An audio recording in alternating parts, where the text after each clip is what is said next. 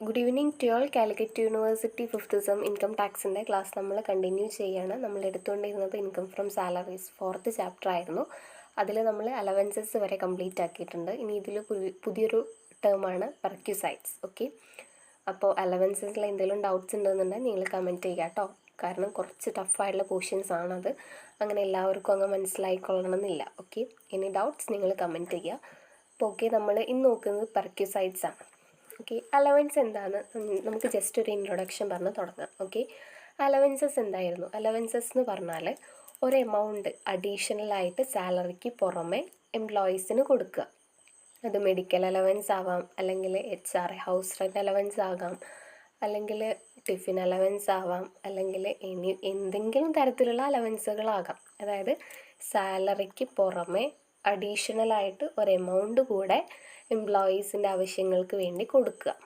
Okay, educational allowance, hostel allowance, അതൊക്കെ നമ്മൾ last ക്ലാസ്സുകളിലായിട്ട് നമ്മൾ ഡിസ്കസ് ചെയ്തിട്ടുണ്ട്. അങ്ങനെ ഒരുപാട് അലവൻസസുകളുണ്ട്. എന്താണ് ഈ അലവൻസസ് എന്ന് പറഞ്ഞാൽ സാലറിക്ക് പുറമെ ക്യാഷിൻ്റെ രൂപത്തിൽ തന്നെ എംപ്ലോയീസിന് കൊടുക്കുന്നത്. അതായത് ഇപ്പോൾ 15,000 രൂപയാണ് ഒരു എംപ്ലോയിക്ക് സാലറി എന്നുണ്ടെങ്കിൽ അതിന് പുറമെ 1000 രൂപയും കൂടെ മെഡിക്കൽ അലവൻസ് ആയിട്ട് കൊടുക്കുക. അതായത് അയാൾക്ക് എന്തെങ്കിലും ഹോസ്പിറ്റൽ കേസ് വന്നാൽ അതിന് യൂസ് ചെയ്യാൻ വേണ്ടിയിട്ട്. അതെല്ലാം നമ്മുടെ എഡ്യൂക്കേഷൻ, അതായത് അവരുടെ മക്കൾക്ക് വേണ്ടിയിട്ടാണെങ്കിൽ അങ്ങനെ എഡ്യൂക്കേഷൻ അലവൻസ്, ഹോസ്റ്റൽ അലവൻസ് ആണെങ്കിൽ അങ്ങനെ പലതരത്തിലുള്ള അലവൻസ്. ടിഫിൻ അലവൻസ് എന്ന് പറയുമ്പോൾ ഉച്ചയ്ക്ക് ലഞ്ച് കഴിക്കണമല്ലോ, ഉച്ചയ്ക്ക് ലഞ്ച് കഴിക്കാൻ ക്യാഷ് വേണം. അപ്പോൾ ഇവിടെ ഇവർ ഫുഡ് കൊടുക്കുന്നില്ല. സോ നിങ്ങൾ എന്ത് ചെയ്യുക, ഈ പൈസയ്ക്ക് നിങ്ങൾ ഫുഡ് വാങ്ങിക്കുക എന്ന് പറഞ്ഞിട്ട് എല്ലാ മാസവും ഒരു നിശ്ചിത എമൗണ്ട് സാലറിക്ക് പുറമെ കൊടുക്കുക. ഓക്കെ, അതായിരുന്നു അലവൻസസ് എന്ന് പറയുന്നത്. അതിൽ മെയിനായിട്ട് എന്താ പറയുന്നത്, ക്യാഷാണ് കൊടുക്കുന്നത് സാലറിക്ക് പുറമെ. ഓക്കെ, അതാണ് അലവൻസ്. അപ്പോൾ ഈ പെർക്യൂസൈറ്റ്സ് എന്ന് പറഞ്ഞാൽ അലവൻസിൻ്റെ വേറൊരു രൂപമാണ്. ഓക്കെ, പെർക്യൂസൈറ്റ്സ് എന്ന് പറയുമ്പോൾ അലവൻസസിൻ്റെ വേറൊരു രൂപം, അങ്ങനെ നമുക്ക് പറയാം. ഓക്കെ, പെർക്യൂസൈറ്റ്സ് എന്ന് പറഞ്ഞാൽ ഇപ്പോൾ മെഡിക്കൽ അലവൻസ് ഫോർ എക്സാമ്പിൾ ആയിട്ട് വയ്ക്കാം. അതായത് അലവൻസസിൻ്റെ കേസിൽ നമ്മൾ എന്താ ചെയ്യുക, മെഡിക്കൽ ഒരു സിറ്റുവേഷൻ വന്നാൽ അവർ എല്ലാ മാസവും ഒരു 1000 രൂപ അല്ലെങ്കിൽ 500 രൂപ അല്ലെങ്കിൽ 100 രൂപ ഒരു എമൗണ്ട് സാലറിക്ക് പുറമെ അഡീഷണലായിട്ട് കൊടുക്കും. പക്ഷേ പെർക്യൂസൈറ്റ്സിൻ്റെ കേസിൽ കമ്പനിക്ക് എന്തുണ്ടായിരിക്കും, ഒരു സ്വന്തമായിട്ട് ഒരു ക്ലിനിക്ക് ഉണ്ടായിരിക്കും. നിങ്ങളവിടെ പോയി ചികിത്സിച്ചോളൂ. ഓക്കെ, അതുപോലെ ഇനിയിപ്പോൾ ഹൗസിൻ്റെ, അതായത് ഒരു വീട് താമസിക്കാൻ വേണ്ടിയിട്ട്, അതായത് ഞാനിപ്പോൾ ഉള്ളത് മലപ്പുറത്താണ്, എൻ്റെ വീട് മലപ്പുറത്താണ് ഉള്ളത്, ഞാനാണെങ്കിൽ വർക്ക് ചെയ്യുന്നത് എറണാകുളത്താണ്. അപ്പോൾ അങ്ങനത്തെ സിറ്റുവേഷനിൽ ഡെയിലി പോയി വരിക എന്നുള്ളത് എന്തല്ല, നടക്കുന്ന കാര്യമല്ല. അപ്പോൾ അലവൻസസ് ആണ് അവർ തരുന്നതെന്നുണ്ടെങ്കിൽ വാടക കൊടുക്കാൻ വേണ്ടിയിട്ട് 1000, 2000, 3000 രൂപ അവർ സാലറിക്ക് പുറമെ തരും. അലവൻസസ് ആണ് എനിക്ക് അവർ പ്രൊവൈഡ് ചെയ്യുന്നതെന്നുണ്ടെങ്കിൽ. അതല്ല പെർക്യൂസൈറ്റ്സ് ആണെങ്കിലോ അവരെനിക്കൊരു വീട് എടുത്ത് തരും. ഓക്കെ, എന്നിട്ട് വാടക അവർ കൊടുക്കും. അവരെനിക്കൊരു വീട് എടുത്ത് തന്നിട്ട് നിങ്ങൾ അവിടെ താമസിച്ചോളൂ എന്ന് പറയും, എന്നിട്ട് വാടക അവർ കൊടുക്കും. അപ്പോൾ ഞാനുമായിട്ട് അവിടെ എന്ത് വരുന്നില്ല, ഡീലിങ്സ് വരുന്നില്ല. അതായത് ഇവരിവിടെ പ്രൊവൈഡ് ചെയ്യുന്നത് എന്താണ്, ബെനിഫിറ്റ്സ് ആണ്, അല്ലെങ്കിൽ സൗകര്യങ്ങളാണ് ഇവരിവിടെ എന്ത് ചെയ്യുന്നത്, പ്രൊവൈഡ് ചെയ്യുന്നത്. മനസ്സിലായോ? അതല്ലാണ്ട് ക്യാഷ് അല്ല, ഇവിടെ നോൺ ക്യാഷ് ആണ്. അതായത് ക്യാഷുമായിട്ട് നമുക്കിവിടെ എന്തെങ്കിലും ഒരു ഇടപാടും ഇല്ല. ഇവിടെ അവർ സൗകര്യങ്ങൾ നമുക്ക് പ്രൊവൈഡ് ചെയ്യാണ്. അതായത് ഇപ്പോൾ ഉച്ചയ്ക്കുള്ള ലഞ്ചിൻ്റെ കേസാണെങ്കിൽ അവരെന്താ, നിങ്ങൾ ലഞ്ച് കഴിച്ചോളൂ എന്ന് പറഞ്ഞിട്ട് അവർ അവിടെ എന്ത് ചെയ്യും, ഒരു ക്യാൻറ്റീൻ സെറ്റപ്പൊക്കെ പ്രൊവൈഡ് ചെയ്യും. എന്നിട്ട് നമുക്ക് പോയി ഫുഡ് കഴിക്കാം. കുറഞ്ഞ പൈസ ആയിരിക്കും ഉണ്ടായിരിക്കും. അതായത് 50 രൂപയുടെ ഫുഡാണെന്നുണ്ടെങ്കിൽ 30 രൂപ അല്ലെങ്കിൽ 20 രൂപയൊക്കെ ആയിരിക്കും അവർ ആ ഒരു ഫുഡിന് ചാർജ് ചെയ്യുന്നുണ്ടായിരിക്കുക. ഓക്കെ, മെഡിക്കലിൻ്റെ കേസ് ഞാൻ നേരത്തെ പറഞ്ഞല്ലോ, എന്തായിരിക്കും, നിങ്ങൾക്ക് അവിടെ കമ്പനിക്ക് സ്വന്തമായിട്ട് കമ്പനിയുടെ അകത്ത് എന്തുണ്ടായിരിക്കും, ഒരു ക്ലിനിക്ക് ഉണ്ടായിരിക്കും. നിങ്ങളവിടെ പോയി ചികിത്സിച്ചോളൂ വല്ല കുഴപ്പമുണ്ടെങ്കിൽ. അതുപോലെ വീടിൻ്റെ കേസാണെങ്കിൽ, താമസിക്കാൻ ഒരു വീടിൻ്റെ കേസാണെന്നുണ്ടെങ്കിൽ അവർ വീടെടുത്ത് തരും, അല്ലാണ്ട് ക്യാഷ് ഒന്നും തരില്ല. എന്നിട്ട് നിങ്ങളവിടെ താമസിച്ചോളൂ.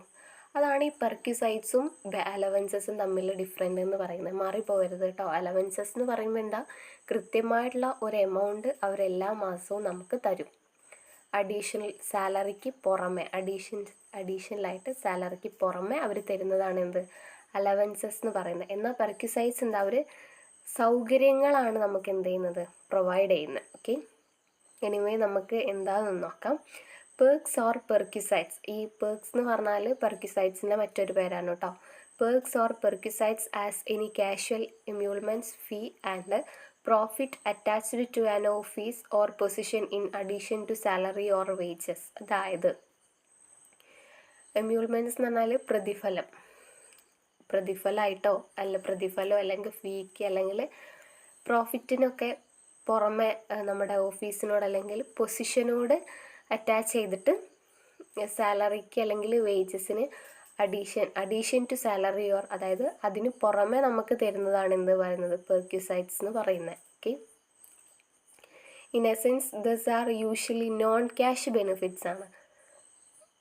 ഈ പെർക്വിസൈറ്റ്സ് എന്ന് പറഞ്ഞാൽ എന്താ, അതൊരു നോൺ ക്യാഷ് ബെനിഫിറ്റ്സ് ആണ് given by employer to employees. എംപ്ലോയർ അതായത് മുതലാളി തൊഴിലാളികൾക്ക് കൊടുക്കുകയാണ്. അതായത് ജോലി പ്രൊവൈഡ് ചെയ്യുന്ന ആളുണ്ടാവുമല്ലോ, അയാൾ ജോലി ചെയ്യുന്ന ആളുകൾക്ക് കൊടുക്കുകയാണ്. Employer to employees in addition to cash salary or wages. Okay, perquisites are also referred to as fringe benefits. May be 2 മാർക്കിൻ്റെ ക്വസ്റ്റ്യൻ ആയിട്ട് വാട്ട് ഈസ് ഫ്രിഞ്ച് ബെനിഫിറ്റ്സ് എന്ന് പറഞ്ഞിട്ട് ക്വസ്റ്റ്യൻ വരാൻ ചാൻസ് ഉണ്ട്. സോ പെർക്വിസൈറ്റ്സിൻ്റെ മറ്റൊരു പേരാണ് എന്ത് പറയുന്നത്, ഈ ഫ്രിഞ്ച് ബെനിഫിറ്റ്സ് എന്ന് പറയുന്നത്. ഓക്കെ, മനസ്സിലായോ ഞാൻ പറഞ്ഞ പെർക്വിസൈറ്റ്സും അതുപോലെ തന്നെ അലവൻസസും എന്താണെന്നുള്ളത് മനസ്സിലായില്ലേ? അലവൻസസ് എന്ന് പറഞ്ഞാൽ അവർ സാലറിക്ക് പുറമെ അഡീഷൻസ് ആയിട്ട് ഒരു എമൗണ്ട് തരിക, 1000 പെർ മന്ത്. നിങ്ങൾ ക്വസ്റ്റ്യനൊക്കെ കണ്ടപ്പോൾ കണ്ടിട്ടുണ്ടായിരിക്കും, 1000 per month, 2000 per month, 200 per month എന്നൊക്കെ പറഞ്ഞിട്ട്. അതാണ് എന്ത് പറയുന്നത് അലവൻസസ് എന്ന് പറയുന്നത്. പെർക്വിസൈറ്റ്സ് എന്ന് പറഞ്ഞാൽ എന്താ, അവർ നമുക്ക് സൗകര്യങ്ങൾ ഏർപ്പെടുത്തി തരികയാണ്. അവിടെ താമസിച്ചോളൂ, അത് കഴിച്ചോളൂ, അതിൽ പൊയ്ക്കോളൂ എന്നൊക്കെ പറഞ്ഞിട്ട് അവർ നമുക്ക് വണ്ടി തരിക, നിങ്ങളിത് പൊയ്ക്കോളൂ. മറ്റേ അലവൻസസിലാണെങ്കിൽ എന്താ പറയുക, അവർ നമുക്ക് ക്യാഷ് തരും, ട്രാവലിംഗ് എക്സ്പെൻസിന് എടുത്തോളൂ എന്ന് പറഞ്ഞിട്ട് അല്ലേ. പക്ഷെ ഇവിടെ എങ്ങനെയല്ല, ഇവിടെ അവർ നമുക്ക് വണ്ടി പ്രൊവൈഡ് ചെയ്യും, കാറോ ബൈക്കോ, കമ്പനിക്ക് സ്വന്തമായിട്ട് വണ്ടി ഉണ്ടായിരിക്കും. ഓക്കെ, അതാണ് ഈ പെർക്വിസൈറ്റ്സ് എന്ന് പറയുന്നത്. ഈ ടൈപ്സ് ഓഫ് പെർക്വിസൈറ്റ്സ് 3 എണ്ണമാണുള്ളത്. നമുക്ക് അലവൻസസ് 3 എണ്ണമായിരുന്നു ഉണ്ടായിരുന്നത്. അതുപോലെ തന്നെ പെർക്വിസൈറ്റ്സ് 3 എണ്ണമാണുള്ളത്. പെർക്വിസൈറ്റ്സ് ടാക്സബിൾ ഇൻ ഓൾ കേസസ്. അതായത് എന്തെങ്കിലും ഒരു പെർക്വിസൈറ്റ്സ് ബെനിഫിറ്റ്സ് നമുക്ക് കിട്ടിക്കഴിഞ്ഞാൽ, എന്ത് കിട്ടിയാലും അതിന് എന്ത് അടയ്ക്കേണ്ടി വരും, ടാക്സ് അടയ്ക്കേണ്ടി വരും. അതാണ് perquisites taxable in all cases. പിന്നെ perquisite taxable in the case of specified employees. അപ്പോൾ ഇതിലാദ്യം നമ്മൾ ആരാണ് ഈ സ്പെസിഫൈഡ് എംപ്ലോയീസ് എന്ന് പഠിക്കണം. ഓക്കെ, പിന്നെ ടാക്സ് ഫ്രീ പെർക്വിസൈറ്റ്സ്. ചില പെർക്വിസൈറ്റ്സ് നമ്മൾ എന്ത് കൊടുക്കണ്ട, ടാക്സ് കൊടുക്കണ്ട. ഓക്കെ, അപ്പോൾ ഇതെന്ന് പറഞ്ഞാൽ അത്യാവശ്യം നന്നായിട്ട് പ്രോബ്ലം ഒക്കെ വരുന്ന കുറച്ച് പോർഷനാണ് കേട്ടോ. ഈ പെർക്വിസൈറ്റ്സ് ഒക്കെ ഇമ്പോർട്ടൻസ് മനസ്സിലാക്കിയിട്ട് തന്നെ പഠിക്കുക. അതാണ് ഞാനതിങ്ങനെ റിപ്പീറ്റായിട്ട് പറഞ്ഞുകൊണ്ടിരുന്നത്. എനിവേ, നമുക്ക് ആദ്യം പെർക്വിസൈറ്റ് ടാക്സബിൾ ഇൻ ഓൾ കേസസ്. അതിൽ ഫസ്റ്റ് പറയുന്നതാണ് valuation of rent free accommodation, RFA എന്ന് പറയും. ഇതൊക്കെ നമുക്ക് എന്ത് പഠിക്കാനുണ്ട്, പ്രോബ്ലം ഒക്കെ പഠിക്കാനുണ്ട്. അപ്പോൾ അത് ആദ്യം നമുക്ക് എന്താണ് കാര്യങ്ങളൊക്കെ എന്ന് മനസ്സിലാക്കാം. അതിന് ശേഷം നമുക്ക് പ്രോബ്ലത്തിലോട്ട് കിടക്കാം. അപ്പോൾ 1-2 വീഡിയോസ് കംപ്ലീറ്റ് തിയറി ആയിരിക്കും. അത് കഴിഞ്ഞിട്ടായിരിക്കും കേട്ടോ നമ്മൾ പ്രോബ്ലം ഡിസ്കസ് ചെയ്യുന്നത്. ഓക്കെ, ഈ valuation of rent free accommodation എന്ന് പറയുമ്പോൾ നമുക്ക് ഡീറ്റെയിൽ ആയിട്ട് തന്നെ നോക്കാനുണ്ട്. അപ്പോൾ നിങ്ങൾക്ക് ഈ പ്രോബ്ലം ഒക്കെ മനസ്സിലാക്കി വരുമ്പോഴേക്കും നിങ്ങൾ എന്താണ് പെർക്വിസൈറ്റ് ടാക്സബിൾ ഇൻ ഓൾ കേസ്, അതെന്താണെന്നുള്ളത് മറന്നു പോകും. സോ ആദ്യം നമുക്ക് തിയറി കംപ്ലീറ്റ് അങ്ങ് നോക്കാം. അതിന് ശേഷം പിന്നെ കംപ്ലീറ്റ് നോക്കാമെന്നില്ല, ഇത് 3 എന്താണെന്ന് നോക്കുക. അതിന് ശേഷം പിന്നെ നമുക്ക് എന്ത് ചെയ്യാം, ഇതിൻ്റെ ഉള്ളിൽ ഓരോന്ന് valuation of rent free accommodation എങ്ങനെ ചെയ്യുക, എത്ര എംപ്ലോയീസ് ഉണ്ട്, ഫർണിഷ്ഡ് ഫർണിഷ്ഡ് അൺഫർണിഷ്ഡ് ഒക്കെ പറഞ്ഞിട്ട് അങ്ങനെ കുറേ ഉണ്ട്. ഓക്കെ, അതൊക്കെ നമുക്ക് നോക്കാം. ഓക്കെ, അപ്പോൾ അതിൽ ആദ്യം പറയുന്നതാണ് perquisite taxable in all cases. Okay, അതിൽ ഫസ്റ്റ് പറയുന്നതാണ് ഇത് valuation of rent free accommodation. Valuation of rent free accommodation എന്ന് പറഞ്ഞാൽ നമ്മൾ ഈ അലവൻസസിൻ്റെ കേസ് പറഞ്ഞപ്പോൾ പറഞ്ഞിട്ടുണ്ടായിരുന്നു ഹൗസ് റെൻറ്റ് അലവൻസസ്. ഓക്കെ, ഈ ഹൗസ് റെൻറ്റ് അലവൻസസ് എന്ന് പറഞ്ഞാൽ എന്താ, ഹൗസ് റെൻറ്റ് അലവൻസസ് എന്ന് പറയുമ്പോൾ നമ്മുടെ സാലറിക്ക് പുറമെ വാടക കൊടുക്കാൻ വേണ്ടിയിട്ട് അവരെന്ത് തരിക, ഒരു കൃത്യമായിട്ട് ഒരു എമൗണ്ട് തരിക, 1000 രൂപയോ 2000 രൂപയോ നിങ്ങൾ സാലറിക്ക് വാടക കൊടുത്തോളൂ എന്ന് പറഞ്ഞിട്ട് എന്ത് തരും, ഒരു എമൗണ്ട് തരും. എന്നിട്ട് അവർ മന്ത്ലി ആയിരിക്കും തരുന്നുണ്ടായിരിക്കുക. അത് നമ്മൾ ഇയർലോട്ടാക്കണം, എന്നിട്ട് എക്സംപ്റ്റ് ചെയ്യണം, അങ്ങനെ കുറച്ച് പണിയുണ്ട്. ഓക്കെ, പക്ഷേ ഈ valuation of rent free accommodation എന്ന് പറയുമ്പോൾ എന്താ, എംപ്ലോയർ എംപ്ലോയിക്ക് എന്ത് കൊടുക്കുകയാണ്, ഒരു വീട് എടുത്ത് കൊടുക്കുകയാണ്, അല്ലെങ്കിൽ അവരുടെ വീട് കൊടുക്കുകയാണ്. എന്തിനു വേണ്ടിയിട്ട്, താമസിക്കാൻ വേണ്ടിയിട്ട്. അവർ റെൻറ്റ് ഫ്രീ ആയിരിക്കും. അതായത് വാടക നമ്മൾ എന്ത് കൊടുക്കേണ്ട ആവശ്യമില്ല, എംപ്ലോയി വാടക കൊടുക്കേണ്ട ആവശ്യമില്ല. അതാണ് എന്ത് പറയുന്നത്, valuation of rent free accommodation. മറ്റേ കേസിൽ നമ്മൾ വാടക കൊടുക്കണമായിരുന്നു. ഓക്കെ, ഏതിൽ ഈ അലവൻസസിൻ്റെ കേസിൽ. പക്ഷേ വാടക കൊടുക്കുന്നതിനുള്ള എമൗണ്ടിൻ്റെ ഒരു പാർട്ട് ആര് തരുമായിരുന്നു? നമ്മുടെ കമ്പനി തരുമായിരുന്നു അലവൻസസ് ആയിട്ട്. അതൊക്കെ എന്നാലും എംപ്ലോയി എന്ത് കൊടുക്കണം? വാടക കൊടുക്കണം. പക്ഷേ ഈ ഒരു കേസിൽ എംപ്ലോയി വാടക കൊടുക്കുകയേ വേണ്ട. കംപ്ലീറ്റ് കൊടുക്കുന്നത് ആരായിരിക്കും? എംപ്ലോയർ ആയിരിക്കും. അതായത് ആ വീട് ആരാണ് എടുത്തു തന്നത് അവരായിരിക്കും എന്ത് കൊടുക്കുന്നത്?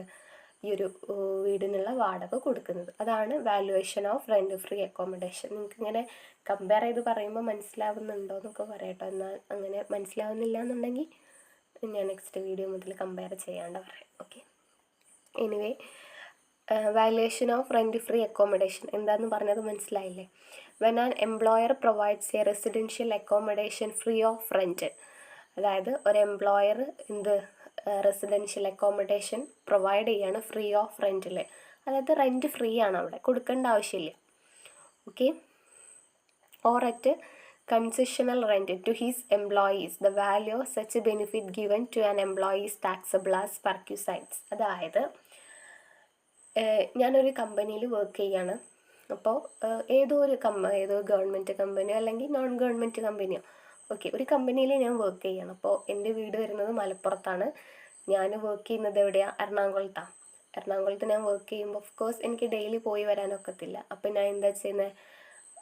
വീട് വാടകയ്ക്ക് എടുത്ത് നിൽക്കണം. അപ്പോൾ എൻ്റെ എംപ്ലോയർ പറഞ്ഞു ഇതുപോലെ ഈ ഒരു സിസ്റ്റമാണ് value of rent free accommodation. അവരെനിക്ക് എന്ത് തരികയാണ്? അവരെനിക്ക് വീട് തരികയാണ്. നിങ്ങളിവിടെ താമസിച്ചോളൂ, അവർ എംപ്ലോയർ എന്ത് കൊടുത്തോളാം എന്ന് പറഞ്ഞിട്ട്, വാടക കൊടുത്തോളാം എന്ന് പറഞ്ഞിട്ട്. അതാണ് valuation of rent free accommodation എന്ന് പറയുന്നത്. ഓക്കെ, പക്ഷേ നമുക്കിവിടെ എന്താ കാണാനുള്ളത്? ടാക്സ് ആണ്. ഓക്കെ, അവരങ്ങനത്തെ ഒരു ബെനിഫിറ്റ്സ് അല്ലെങ്കിൽ അങ്ങനെ ഒരു സർവീസ് എനിക്ക് പ്രൊവൈഡ് ചെയ്തല്ലോ.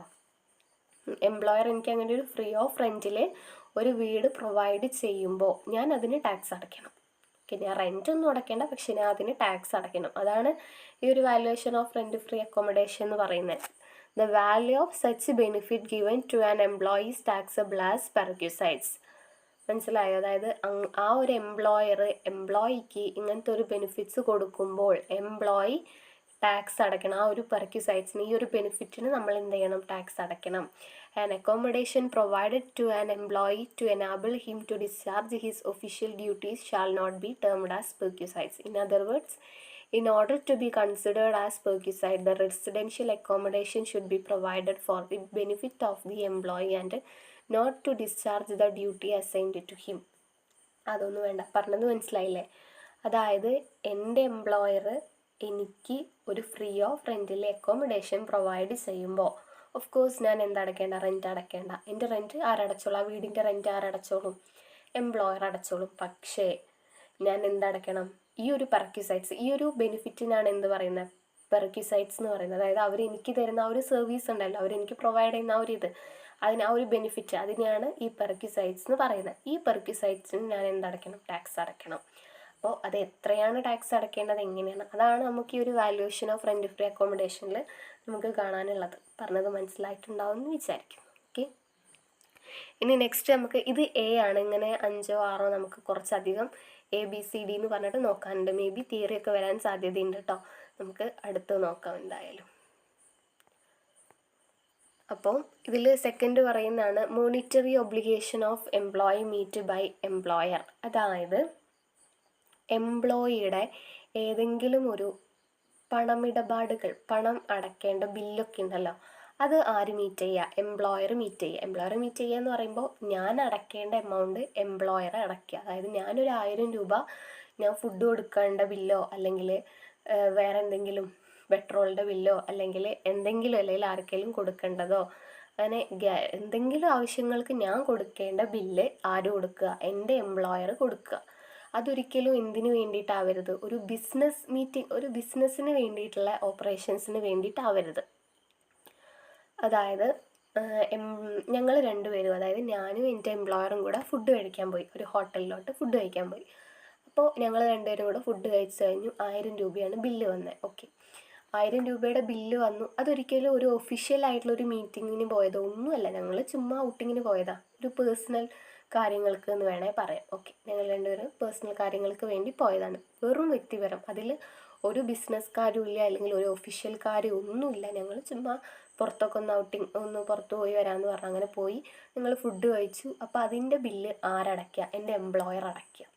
ഓക്കെ, എൻ്റെ എംപ്ലോയർ അടയ്ക്കുക. അപ്പോൾ ഓഫ് കോഴ്സ് ഞാൻ അവിടെ എന്തടയ്ക്കേണ്ട ആവശ്യമില്ല? ബില്ല് അടയ്ക്കേണ്ട ആവശ്യമില്ല. മനസ്സിലായോ? അപ്പോൾ 1000 രൂപയുടെ ബില്ലാണ് എന്നുണ്ടെങ്കിൽ 1000 രൂപയാണ് ഞങ്ങൾ ഫുഡ് കഴിച്ചപ്പോൾ വന്ന ബില്ല്. ഓക്കെ, അപ്പോൾ 2 പേരാണ് ഫുഡ് കഴിച്ചത്. അപ്പോൾ 500 രൂപ എനിക്ക് അവിടെ ബെനിഫിറ്റ് കിട്ടി. എങ്ങനെയാണ് കിട്ടിയത്? എൻ്റെ ബില്ല് അടച്ചത് ആരാ? എൻ്റെ എംപ്ലോയറാണ്. എനിക്ക് എൻ്റെ 500 രൂപ അവിടെ സേഫ് അല്ലേ? എംപ്ലോയർ അല്ലേ ക്യാഷ് കൊടുത്തേ. ഓക്കെ, അപ്പോൾ ഞാൻ ഈ 500 രൂപയ്ക്ക് ഞാൻ എന്തടയ്ക്കണം? ടാക്സ് അടയ്ക്കണം. അതാണ് ഈ monetary obligation of employee meet by employer എന്ന് പറയുന്നത്. അതായത് എംപ്ലോയിയുടെ ഏതെങ്കിലും ഒരു മോണിറ്ററി ഒബ്ലിഗേഷൻ മീറ്റ് ചെയ്യുന്നത് ആരാണ്? എംപ്ലോയി ആണ്. അതാണ് കേട്ടോ അത് പറയുന്നത്. If any monetary obligation of employee has been fulfilled by employer on behalf of employee, then whatever payment has been made by employer shall be treated as value of purchase for employee. Okay, അപ്പോൾ ഇതിൽ മെയിനായിട്ട് ശ്രദ്ധിക്കേണ്ടത് എന്താണെന്ന് വെച്ചാൽ ഇതൊരു business പർപ്പസിന് വേണ്ടിയിട്ടോ അല്ലെങ്കിൽ ഒഫീഷ്യലായിട്ടുള്ള കാര്യങ്ങൾക്ക് വേണ്ടിയിട്ടോ പോയിട്ടുള്ളതാവരുത്. ഇത് വെറും വ്യക്തിപരമായിട്ടുള്ള പേഴ്സണൽ കാര്യങ്ങൾക്ക് വേണ്ടിയിട്ടാണ് നമ്മൾ എൻ്റെ എംപ്ലോയർ കൊടുക്കുന്നതെന്നുണ്ടെങ്കിൽ ഓഫ് കോഴ്സ് അതിനെന്താണ്?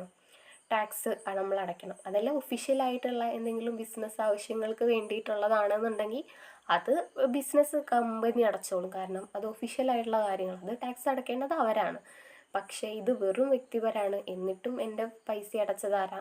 എൻ്റെ എംപ്ലോയറാണ്. അപ്പം ഞാൻ അതിനെന്തടയ്ക്കണം? ടാക്സ് അടയ്ക്കണം. അതാണത് പറയുന്നത്. അപ്പോൾ അതിന് പറയുന്ന കുറച്ച് എക്സാമ്പിൾസ് ആണ് കേട്ടോ. Payment of employees hotel bill or club bill by the employer provided it is not connected with employees business. അതായത് ഇപ്പോൾ ഞാൻ നേരത്തെ പറഞ്ഞ എക്സാമ്പിൾ തന്നെ.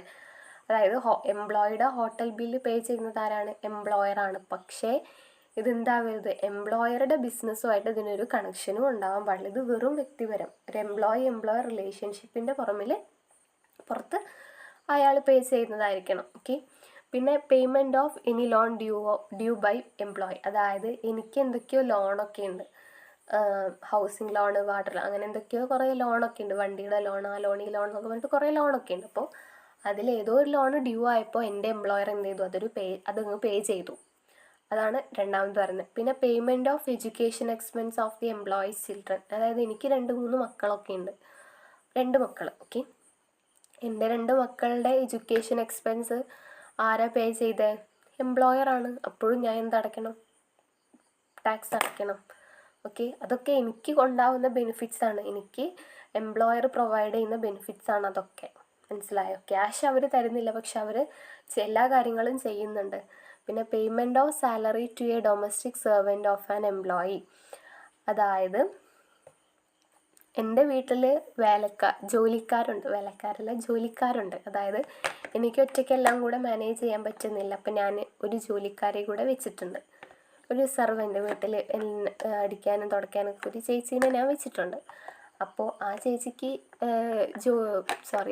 ചേച്ചിയുടെ പേയ്മെൻറ്റ് ചെയ്യുന്നത് ആരാണ്? എംപ്ലോയറാണ്. അപ്പോഴും എൻ്റെ ക്യാഷ് അവിടെ സേഫാണ്. പക്ഷേ ഞാൻ എന്തടയ്ക്കണം? ഇപ്പോൾ കൊടുത്തതിന് ഞാൻ ടാക്സ് അടയ്ക്കണം. അതാണത് പറയുന്നത്. പിന്നെ payment of employees income tax. അതായത് എനിക്ക് കഴിഞ്ഞ വർഷത്തിൽ ഇൻകം ഉണ്ടായി, അപ്പോൾ അതിന് ടാക്സ് അടയ്ക്കേണ്ടത് ഞാനല്ലേ? അല്ല, എംപ്ലോയർ അടച്ചു. അപ്പോഴും ഞാൻ എന്തടയ്ക്കണം? അതിന് ടാക്സ് അടയ്ക്കണം. കാരണം ഇതൊക്കെ എനിക്കുണ്ടാവുന്ന ബെനിഫിറ്റ്സാണ്. ഈ പറഞ്ഞതെല്ലാം എംപ്ലോയർ ചെയ്യുമ്പോൾ എനിക്ക് അവിടെ ബെനിഫിറ്റ്സാണ് ഉണ്ടാവുന്നത്. എങ്ങനെയാണ് ബെനിഫിറ്റ്സ് ഉണ്ടാവുന്നത്? അതായത് ഇപ്പോൾ സെർവൻറ്റിന് ക്യാഷ് കൊടുക്കാമെന്ന് പറയുമ്പോൾ കൊടുക്കേണ്ടത് ഞാനാണ്. അതായത് 10,000 രൂപയാണ് അവർക്ക് ഞാൻ മാസം സാലറി കൊടുക്കേണ്ടത്. പക്ഷേ അത് കൊടുക്കുന്നത് ആരാണ്? എൻ്റെ എംപ്ലോയർ. അപ്പോൾ 10,000 രൂപ എൻ്റെ അക്കൗണ്ടിൽ അവിടെ സേഫാണ്. മനസ്സിലായോ? അപ്പോൾ അതൊരു ബെനിഫിറ്റ്സ് അല്ലേ? ഓക്കെ, അപ്പോൾ അതിന് ഞാൻ എന്ത് കൊടുക്കണം എന്നാണ് പറയുന്നത്? 10,000 രൂപ അവിടെ സേഫാണ്, അതിന് ഞാൻ ടാക്സ് കൊടുക്കണം. ആക്ച്വലി ആ 10,000 രൂപ അവർക്ക് പോവേണ്ടതായിരുന്നു, പക്ഷേ പോയില്ല. അതുപോലെ തന്നെ ഇപ്പോൾ മക്കളുടെ പഠനം ഇതിൽ പറയുന്നുണ്ടല്ലോ, അതായത് എൻ്റെ മക്കളുടെ പഠനത്തിൻ്റെ ചിലവെടുക്കേണ്ടത് ഞാനല്ലേ? നാട്ടുകാരാണോ? അല്ല, ഞാനാണ് എടുക്കേണ്ടത്. പക്ഷേ അത് ചെയ്യുന്നത് ആരാ? എൻ്റെ എംപ്ലോയറാണ്. മനസ്സിലായോ? അപ്പോഴും എൻ്റെ ക്യാഷ് അവിടെ സേഫാണ്. അപ്പോൾ അപ്പോൾ അതിനാണ് ഞാൻ എന്തടയ്ക്കേണ്ടത്? ടാക്സ് അടയ്ക്കേണ്ടത്. അതുപോലെ തന്നെ എനിക്ക് ഇൻകം ഉണ്ടായി അതിന് ടാക്സ് അടയ്ക്കേണ്ടത് ഞാനാണ്. ഞാൻ പണിയെടുത്ത് ഞാൻ അവിടെ വരുമാനം ഉണ്ടാക്കിയിട്ടുണ്ടെങ്കിൽ അതിന് ടാക്സ് അടയ്ക്കേണ്ടത് ഞാനല്ലാതെ മറ്റുള്ളവരല്ല. പക്ഷേ ഇവിടെ ആരാ ചെയ്യുന്നത്? എംപ്ലോയറാണ്. അപ്പോഴും എൻ്റെ ക്യാഷ് അവിടെ സേഫാണ്. കാരണം എന്താ? ടാക്സ് അടയ്ക്കുന്നത് അയാളല്ല, അയാളുടെ അക്കൗണ്ടിൽ നിന്നാണ് ക്യാഷ് പോകുന്നത്, എൻ്റെ അക്കൗണ്ടിൽ നിന്നല്ല. എൻ്റെ അക്കൗണ്ടിൽ അവിടെ ക്യാഷ് സേഫാണ്. പറയുന്നത് മനസ്സിലാവുന്നുണ്ടോ? അതാണ് കേട്ടോ ഈ monetary obligation of employee met by employer എന്ന് പറയുന്നത്, മെറ്റഡ് ബൈ എംപ്ലോയർ. ഓക്കെ, ഇനി നെക്സ്റ്റ് പറയുന്നതാണ് life insurance premium or deferred in annuity premium paid or payable by employer. അതായത് എൻ്റെ എംപ്ലോയി എൻ്റെ പേരിൽ ലൈഫ് ഇൻഷുറൻസ് എടുക്കുക അല്ലെങ്കിൽ അതിൻ്റെ എമൗണ്ട് അടയ്ക്കുക, അതൊക്കെയാണ് അതിൽ ഉൾപ്പെടുന്നത്. ഇനി sum payable by the employer whether directly or through a fund other than a recognised provident fund or an approved nation fund or deposit linked insurance fund. ഈ ലൈഫ് ഇൻഷുറൻസ് ഫണ്ട് പറഞ്ഞാൽ ഉദ്ദേശിക്കുന്നതാണ്, അതായത് എൻ്റെ പേരിൽ ഒന്നുകിൽ ലൈഫ് ഇൻഷുറൻസ് എടുക്കുക, അതായത് എൻ്റെ പേരിൽ ലൈഫ് ഇൻഷുറൻസ് എടുത്ത് എനിക്ക് വല്ലതും സംഭവിച്ചു കഴിഞ്ഞാൽ ആ എമൗണ്ട് കിട്ടുന്ന ആർക്കാണ്? എൻ്റെ ഫാമിലിക്കായിരിക്കും, അല്ലാണ്ട് എൻ്റെ എംപ്ലോയർക്ക് അതുകൊണ്ട് വല്ല കാര്യമുണ്ടോ? ഇല്ല. പക്ഷേ എന്താ അവിടെ എനിക്ക് ബെനിഫിറ്റ് ഉണ്ടാകുന്നുണ്ട്, കാരണം ഞാൻ ലൈഫ് ഇൻഷുറൻസ് പോളിസി എടുക്കുകയാണെങ്കിൽ ഓഫ് കോഴ്സ് എൻ്റെ അക്കൗണ്ടിൽ നിന്നായിരിക്കും ക്യാഷ് പോകുന്നുണ്ടായിരിക്കുക. പക്ഷെ ഇവിടെ അങ്ങനെ പോണില്ല. എന്നാലോ എൻ്റെ പേരിൽ അവിടെ ലൈഫ് ഇൻഷുറൻസ് പോളിസി ഉണ്ടേനും, അപ്പം ഞാൻ എന്തടയ്ക്കണം? ടാക്സ് അടയ്ക്കണം, അത്ര തന്നെ. പിന്നെ അഡീഷണൽ ആയിട്ട് കുറച്ച് കാര്യങ്ങൾ കൊണ്ട് പറയുന്നത് interest free or concessional loan. അതായത് നമ്മൾ എംപ്ലോയിക്ക് ഇൻട്രസ്റ്റ് ഇല്ലാണ്ടോ അല്ലെങ്കിൽ കൺസെഷൻ ലോണോ പ്രൊവൈഡ് ചെയ്യാമെന്ന് വിചാരിക്കാം. മനസ്സിലായോ? ഒന്നുകിൽ ഇൻട്രസ്റ്റ് ഫ്രീ ആണ് അല്ലെങ്കിൽ കൺസെഷൻ ലോൺ പ്രൊവൈഡ് ചെയ്യാണ്. അപ്പം അങ്ങനത്തെ സിറ്റുവേഷനിൽ എംപ്ലോയി ആയ എനിക്ക് അവിടെ എന്തുണ്ട്? പ്രോഫിറ്റ് ഉണ്ട്, കാരണം ഇൻട്രസ്റ്റ് ഫ്രീ ആണ്. മനസ്സിലായോ? അതായത് ഒരു 5 ലക്ഷം രൂപ ഞാൻ കമ്പനിയിൽ നിന്ന് ലോൺ എടുത്തിട്ടുണ്ടെങ്കിൽ അതിന് പുറത്തുനിന്ന് ബാങ്കിൽ നിന്ന് എടുക്കുകയാണെങ്കിൽ ഒരു 10% ഇൻട്രസ്റ്റ് എന്ന് വിചാരിക്കുക. 5 ലക്ഷം രൂപയുടെ 10%. അപ്പോൾ ഓഫ് കോഴ്സ് ഞാൻ അവിടെ ഈ 10% എമൗണ്ട് അവിടെ എന്തടയ്ക്കണം? ഇൻട്രസ്റ്റ് അടയ്ക്കണം.